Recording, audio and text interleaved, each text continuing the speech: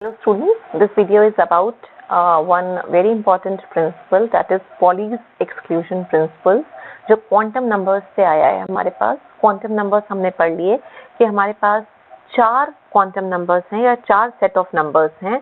Principal quantum number जिसको हम n से रिप्रेजेंट करते हैं, एजाइमुथल क्वांटम नंबर जिसको हम स्मॉल l से रिप्रेजेंट करते हैं, मैग्नेटिक क्वांटम नंबर जिसको हम m से रिप्रेजेंट करते हैं, और स्पिन क्वांटम नंबर जिसको हम s से रिप्रेजेंट करते हैं।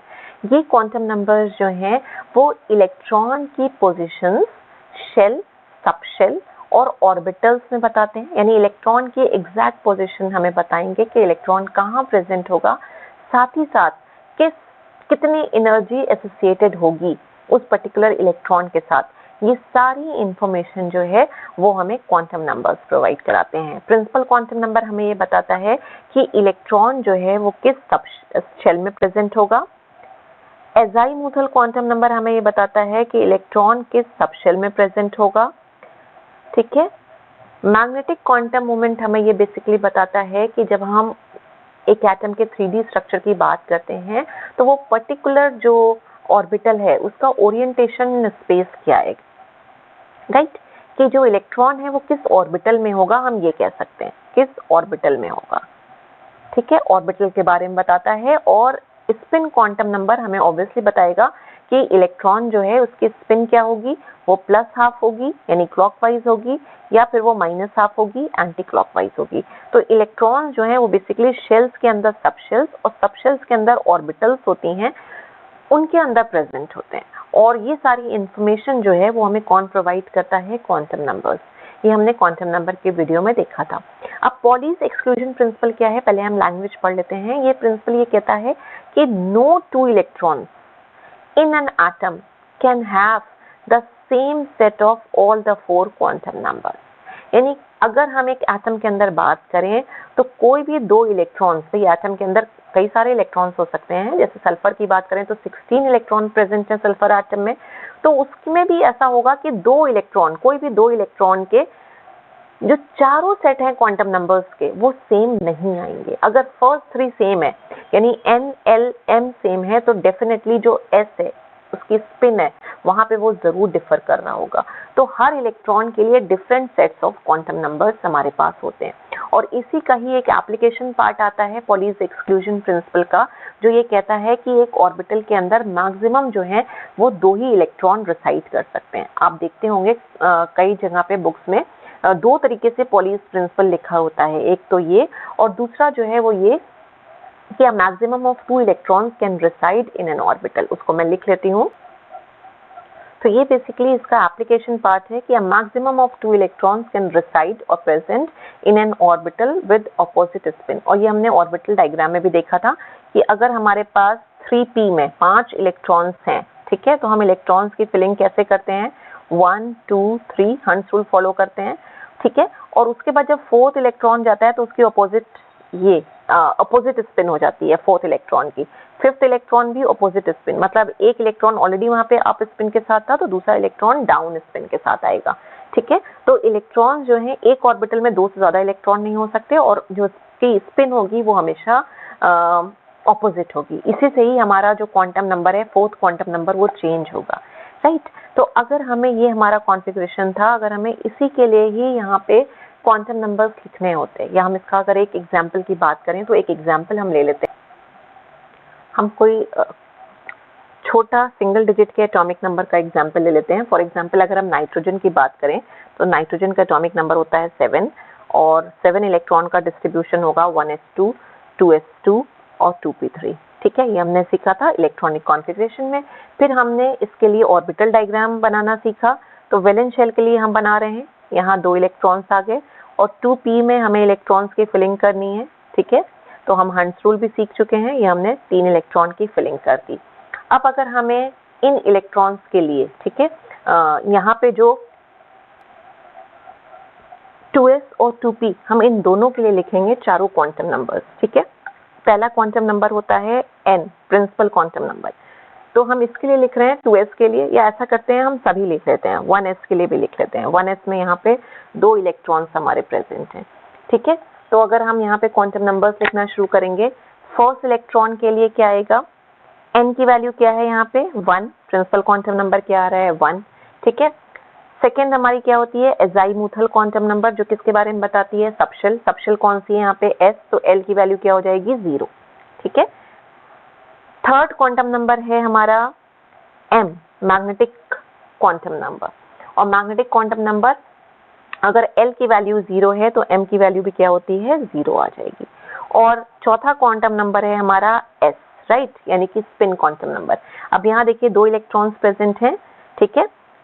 इलेक्ट्रॉन की स्पिन क्या होगी, जो अप स्पिन है उसके लिए +1/2 और जो डाउन स्पिन है उसके लिए -1/2। तो अगर हम, ये विजिबल नहीं है, अगर हम सिर्फ इसी में ही बात करें तो देखिए यहाँ 2 इलेक्ट्रॉन्स थे, 2 इलेक्ट्रॉन्स के लिए n, l और m तो सेम आया, लेकिन जब हमारे पास s आया, लास्ट क्वांटम नंबर आया, तो वैल्यू डिफर कर गई।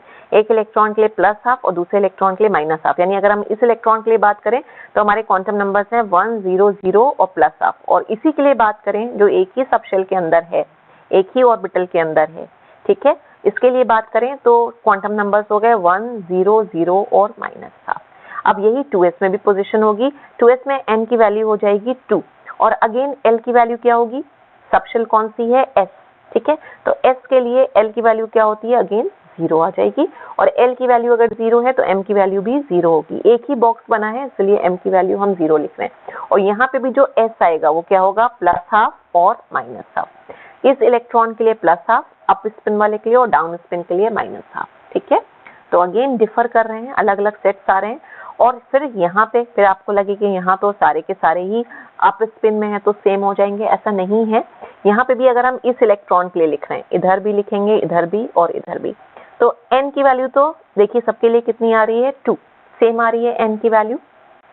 l की वैल्यू क्या होगी, अगेन सेम होगी, क्योंकि p सबशेल में प्रेजेंट है। l किसको रिप्रेजेंट करता है, सबशेल को। और p के लिए l की वैल्यू क्या हो जाती है 1, ठीक है। अभी तक सेम चल रहे हैं, सेम क्वांटम नंबर्स आ रहे हैं। अब हम m पे आते हैं। m यहाँ 3 बॉक्सेस हैं, ठीक है, जिसमें से एक px होगा, एक py होगा और एक pz होगा, ठीक है। इनकी वैल्यू क्या होगी, -1 आ जाएगी, 0 आ जाएगी और +1 आ जाएगी। ओरिएंटेशन अलग अलग आ रहा है, ओरिएंटेशन अलग अलग है,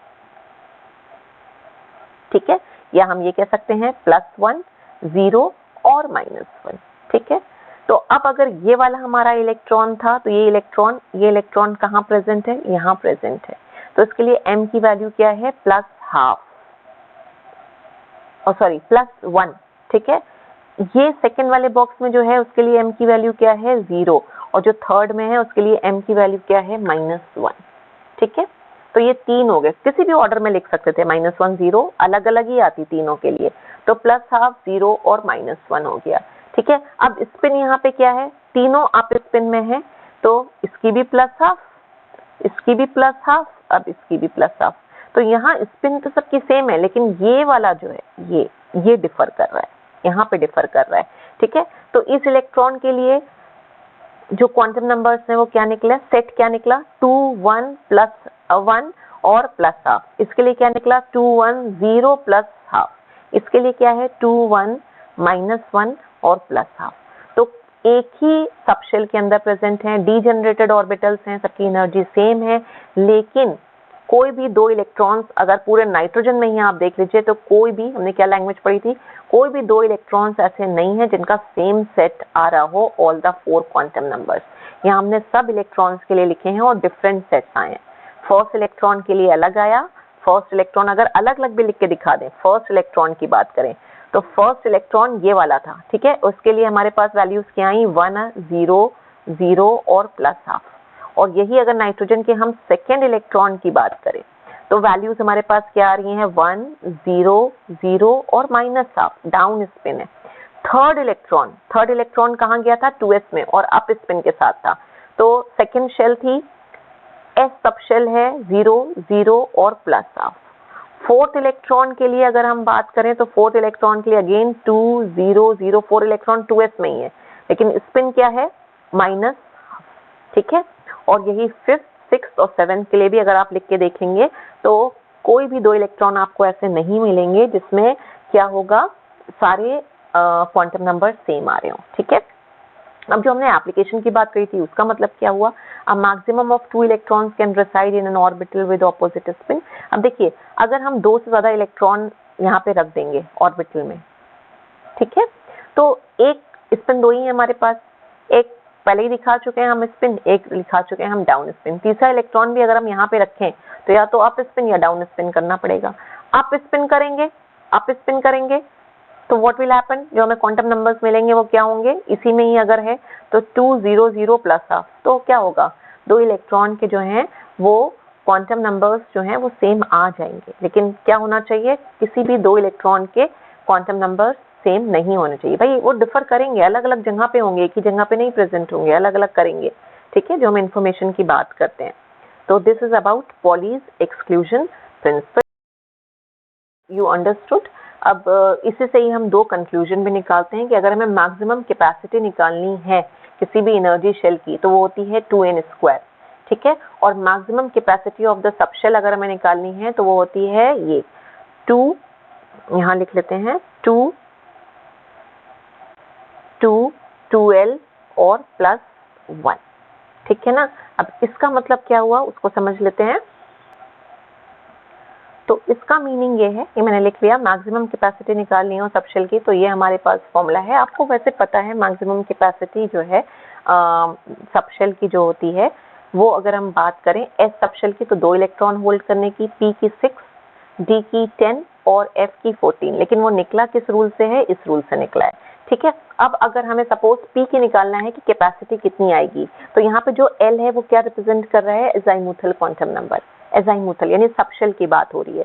तो अगर हमें 2p के लिए निकालना है, फॉर एग्जांपल अगर 2p के लिए हमें निकालना है तो 2p के लिए l की वैल्यू क्या होगी, ठीक है, l की वैल्यू क्या हो जाएगी, n से हमें कोई मतलब नहीं है, l की बात करनी है और l की वैल्यू क्या हो जाएगी 1 यहाँ पे। तो इस फॉर्मूला में अगर हम पुट करें इसको तो ये हो जाएगा 2 और 2 इंटू एल कितना है 1 और +1।